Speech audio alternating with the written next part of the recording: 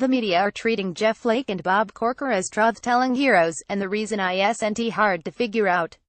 Their sting on criticism of Donald Trump matches what many journalists and pundits have said publicly or, in some instances, privately. In fact, the indictment delivered by two Republican senators gives them cover to shine a spotlight on this harsh assessment without appearing partisan. These are, after all, members of the president's own party. But other questions were surfacing yesterday as the dust settled.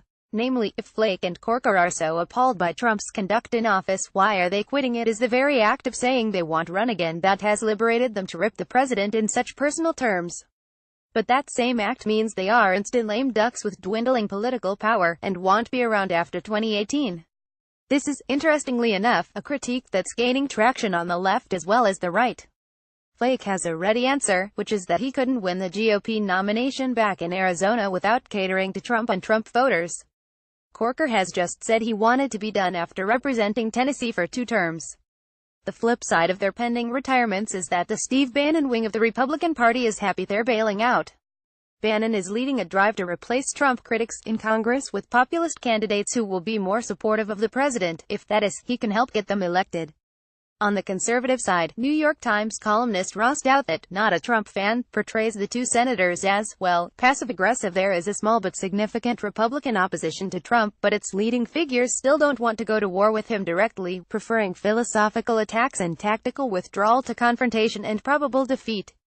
And now Jeff Flake of Arizona has delivered a barn-burner of a Senate address about the civic costs of the Trump presidency, while simultaneously declaring that because he can't win his primary in a Trumpified party, he won't even stay and fight it out. And an anti-Trump movement that gives high-minded speeches but never mounts candidates confirms Trump's claim to face establishment opposition while also confirming his judgment of the establishment's guts and stamina, proving that they're all low energy, all little men, all unwilling to fight him man-to-man. So Douthat is basically calling them wimps for limping out of the arena. On the liberal side, Daily Beast columnist Michael Tomasky, a frequent media buzz guest, hails Flake as a man of principle but voices the same complaint: "I salute him. And other Republicans, especially you, Paul Ryan, should look in the mirror with shame Wednesday morning." But now we have to ask, what will the impact be here? The ennobling goosebumps the speech inspired melt away fast. Because as much as I liked that speech, you liked that speech, every decent American liked that speech, you know who liked it more? Donald Trump. Steve Bannon. They liked it because he said, "I'm quitting." To them, he's another scalp for them to nail to the wall of their train as it steams toward the destruction of the Republican norms of which Flake spoke.